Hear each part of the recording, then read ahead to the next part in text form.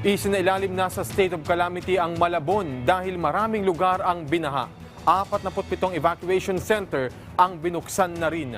Sa Isaya Mirapuentes, sa report, live Isaya. Alan, maliban sa Panghulo Malabon na tinungo namin kanina, lubog din sa baha dito sa Dampalit, Malabon.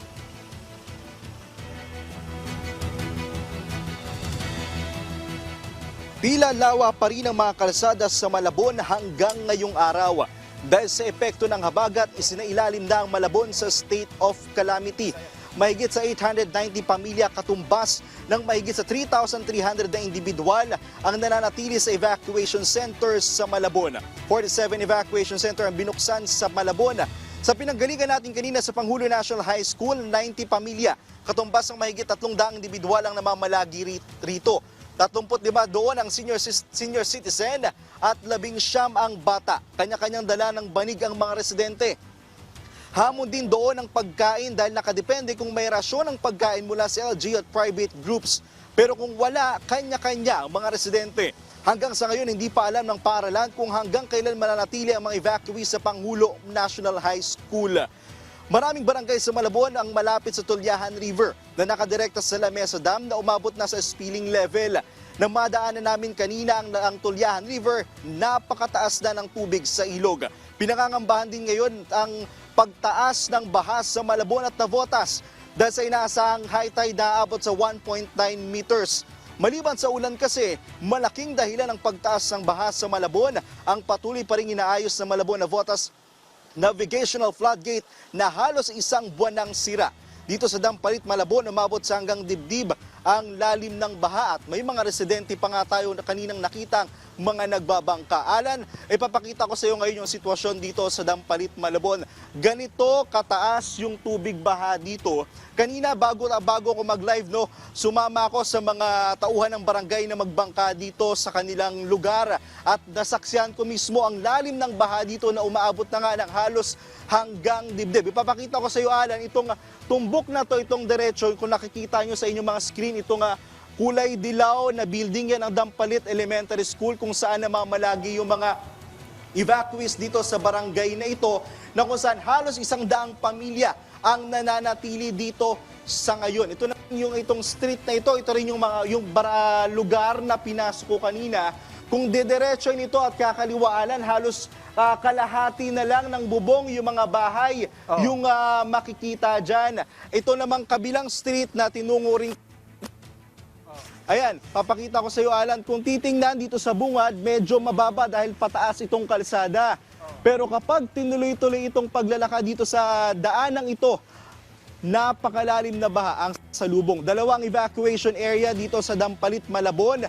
Yan dahil ay dalawang elementary school ng Dampalit. Aabot niya sa 47 evacuation centers ang ibinigay ng Malabon LGU para sa mga evacuees sa buong lungsod. Pangamba pa ng mga residente, Alan, na posible pang tumaas itong baha na ito dahil mag-aalas 10 ng umaga ngayon, inaasahan ang high tide. At yan muna ang pinakahuling balita mula dito sa Malabon. Balik muna sa iyo, Alan. Isaya, tanong lang, nabanggit mo mga residente, anong Yes, Alan. sabi nila, paano nila nakukumpara yung epekto ng calamity ngayon sa kanilang lungsod kumpara sa mga nakalipas na calamity or taon?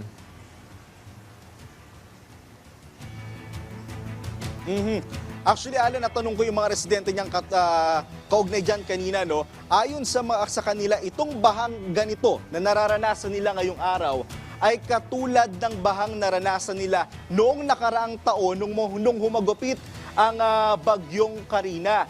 Though tuloy-tuloy daw yung pag-ulan na nararanasan nila ngayon dito sa kanilang lugar, hindi daw sana ganito kalalim yung baha kung ayos na yung Malabon-Navotas Navigational Floodgate. Isa sa nagpatindi ng baha dito sa lugar na ito ay yung nasirang floodgate at yung mga pumping station pa sa Malabon din na hindi rin gumagana. Alan.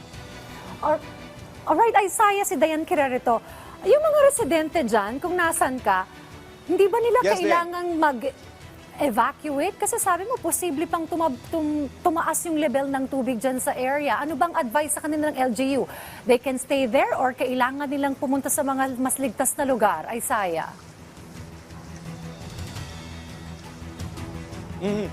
Then sa ngayon, voluntary evacuation pa lamang yung pinatutupad dahil dito sa barangay nito, maraming mga kabahayan yung may second floor. Kaya yung karamihan sa evacuation center na lumikas, ito yung mga bahay, ito yung mga residente na walang ikalawang palapag o yung mga residenteng pinasok na talaga yung bahay nila. Kanina rin habang nag-iikot ako, Dayan, sa totoo lang, may nakita rin tayo mga residente na nananatili sa kanilang mga bahay. Ang katwiran nila, ayaw daw nila itong iwan dahil baka daw bukas o mga susunod na araw ay bumaba man yung kut daw nakawan. Dayan.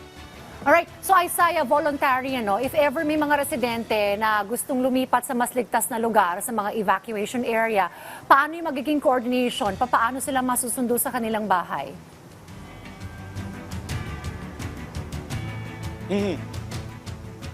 Dayan, dito sa Malabon, meron silang tinatawag na text alert.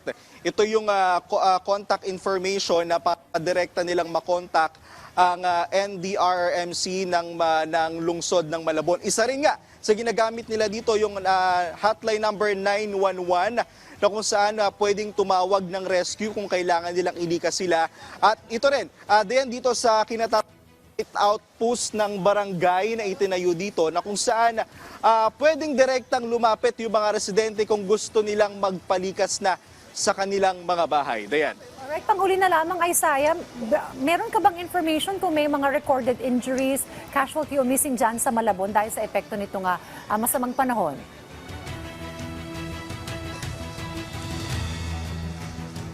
Sa ngayon, Dayan, wala pa tayo nakukuha impormasyon kung may casualties o injuries na naitala dito sa Malabon. Ang sinasabi sa atin kanina ng Malabon LGU, marami sa mga evacuees nila ay mga bata at senior citizens. Sa katunayan nga, yung pinanggalingan ko kaninang barangay, yung Panghulo Malabon, maraming mga senior citizen na abot doon ang 40. Ang ginagawa nila sa mga senior citizen at PWD, nilalagay nila sa mga classroom sa pinakababa ng paaralan para hindi na sila mahirapan pang umakyat ng gusali. Dayan. Isaiah, yung nasa likod mo, ano yan?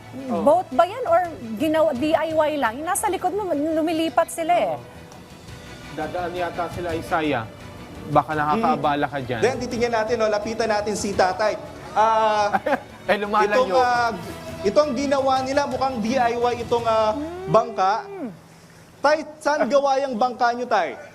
Pahintuin mo, Isaiah. Gawa sa fiberglass. Bubong ng sasakyan.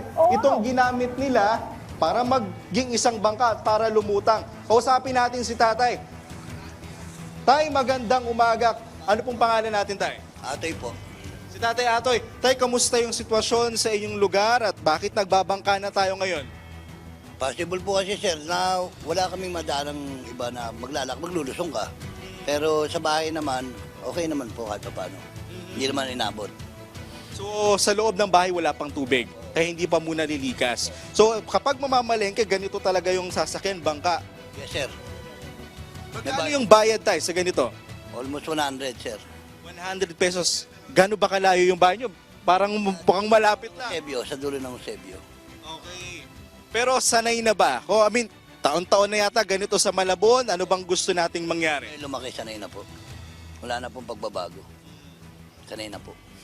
And then, sinasabi sa atin ni Tatay Ato, ito nga, DIY yung bangkang ginagamit nila. Kanina rin bago ako mag-live, nakita akong mga gumagamit ng styrofoam, pampalutang, para maging bangka at para makatawid doon. Kasi kung dito, Dayan, hanggang tuhod pa, nung pinasok namin kanina, may mga bahagi na ng barangay ang hanggang dibdib na. Isaiah, ang can you hear lalim ng me? tubig. Dayan.